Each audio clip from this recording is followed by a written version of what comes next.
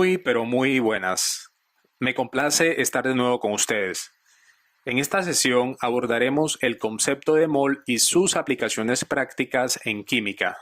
También haremos una introducción a las ecuaciones químicas y los métodos que permiten balancearlas. El término mol se emplea con mucha frecuencia en cálculos químicos cuantitativos.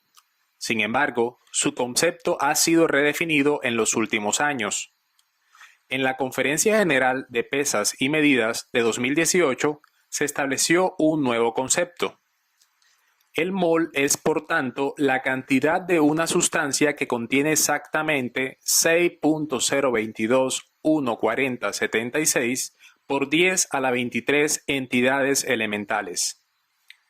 Este valor numérico se conoce como número de Avogadro en honor al científico italiano Amedeo Avogadro, quien propuso por primera vez que el volumen de un gas a una presión y temperatura determinadas es proporcional al número de átomos o moléculas independientemente del tipo de gas. Aunque no determinó la proporción exacta, se le atribuye la idea. Por lo general, este número se redondea y representa átomos, moléculas, iones, etc. Para saber a cuánto equivale un mol de un elemento, solo basta con mirar su masa atómica en la tabla periódica y cambiar las unidades de masa atómica por gramos. Así pues, un mol de carbono equivale a 12 gramos y en estos 12 gramos hay 6.022 por 10 a la 23 átomos de carbono.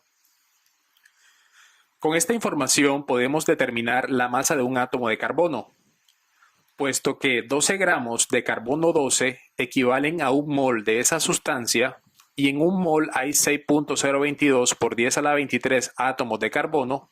Al dividir el primer valor por el segundo, obtenemos que un átomo de carbono tiene una masa de 1.993 por 10 a la menos 23 gramos. Esta relación da lugar al concepto de masa molar, que se define como la masa de un mol de unidades de una sustancia en particular. Por eso, la masa molar está dada por las unidades gramos sobre mol.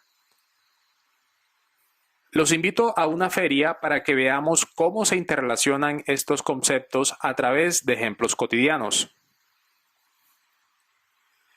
Tal vez te hayas preguntado cuántos átomos hay en tu cuerpo, en un huevo o en un trozo de mina de lápiz. Todos sabemos que los átomos son muy pequeños y probablemente digamos que en una mina de lápiz hay muchos átomos. Pero ¿cuánto es mucho? En un trozo de mina de lápiz podemos encontrar unos 2.056 por 10 a la 21 átomos de carbono, o lo que es lo mismo, 2056 trillones de átomos de carbono. Sin lugar a dudas, son muchos ceros. Dado que incluso los objetos más pequeños contienen muchos átomos o moléculas, contamos estas partículas usando la unidad de conteo llamada mol. El mol es una palabra que representa un número. Del mismo modo que utilizamos la palabra docena para referirnos al número 12, el mol equivale a un valor numérico que es 6.022 por 10 a la 23. Sabemos que una docena de huevos equivale a 12 huevos. Para tener un mol de huevos hacen falta más de 600.000 trillones de huevos, es decir, 6.022 por 10 a la 23 huevos. Esta cantidad de huevos es suficiente para cubrir la Tierra con una capa de 14 millas de grosor.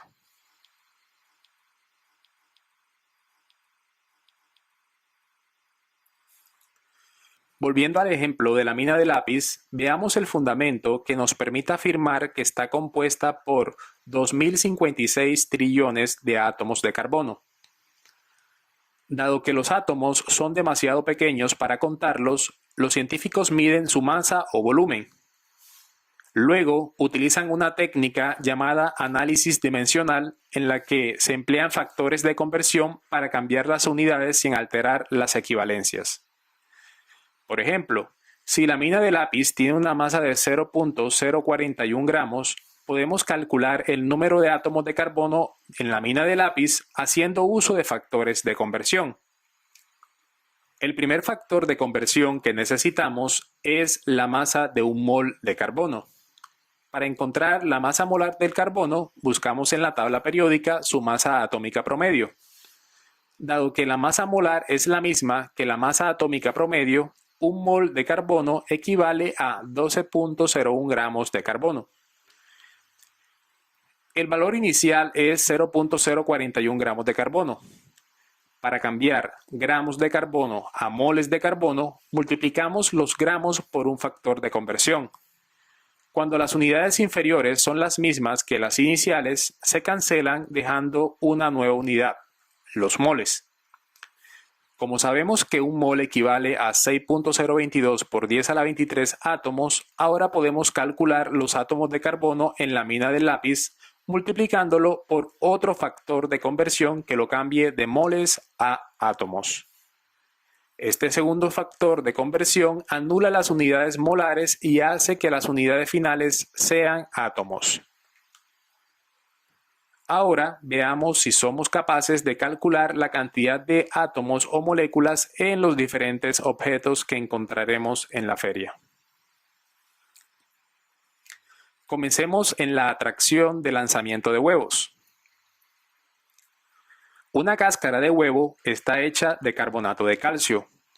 Si una cáscara de huevo contiene 0.026 moles de carbonato de calcio, ¿cuántos gramos de carbonato de calcio hay en la cáscara de huevo? Escribimos el valor y la unidad inicial. Ahora seleccionamos un factor de conversión que me permita convertir los moles a gramos. Para que las unidades iniciales y las inferiores se cancelen, invertimos el factor de conversión. Tenemos entonces que en la cáscara de huevo hay 6.27 gramos de carbonato de calcio. Ahora veamos qué ocurre en los globos. Un globo es llenado con 0.4 moles de gas. ¿Cuántos litros de gas a temperatura y presión estándar fueron bombeados en el globo? Bien, lo primero que haremos es introducir el valor inicial, que es 0.4, y su respectiva unidad, que es moles de gas. Ahora buscamos un factor de conversión que transforme los moles de gas a litros de este. Usaremos la equivalencia que me dice que un mol de cualquier gas en condiciones de presión y temperatura estándar equivale a 22.41 litros. Sin embargo, hay que invertir el factor de conversión para que se cancelen los moles de gas. El resultado indica que fueron bombeados 8.96 litros de gas dentro del globo. El siguiente ejemplo tiene lugar en este chico. Nos dice que cuando él respira, exhala 0.3903 litros de gas nitrógeno. La cuestión es, ¿cuántas moléculas de nitrógeno exhala?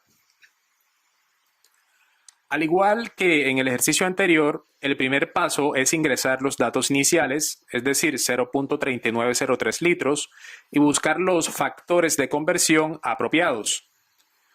Seleccionemos uno que elimine los litros y los convierta a moles. Ahora podemos convertir los moles a moléculas por medio de este otro factor de conversión. Para que sea efectivo, debemos invertirlo y así los moles se cancelan. De este modo, obtenemos la cantidad de moléculas de nitrógeno que el chico exhala. Sigamos.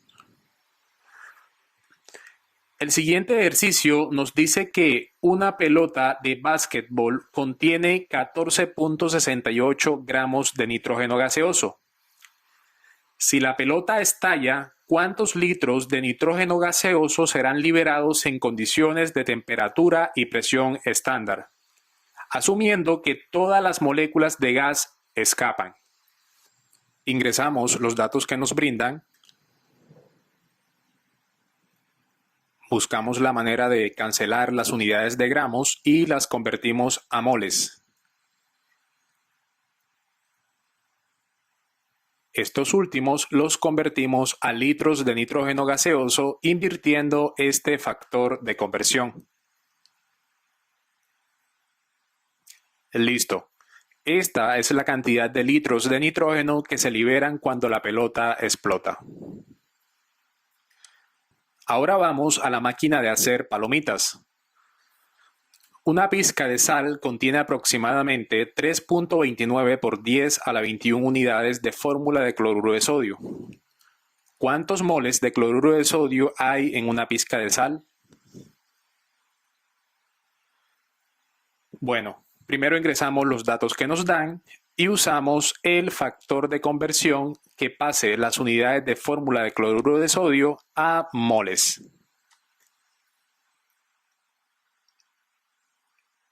Eso es todo. El último reto tiene lugar en el algodón de azúcar. Según la información, el algodón de azúcar está hecho de sacarosa. Un algodón de azúcar tiene una masa de 84.9 gramos. ¿Cuántas moléculas de sacarosa tiene esta golosina? Bien, procedemos a convertir los gramos de sacarosa a moles. Y estos últimos los pasamos a moléculas de glucosa por medio de un segundo factor de conversión. Y eso es todo. Se nos hizo tarde, así que es hora de regresar. Bueno, jóvenes, hemos llegado al final.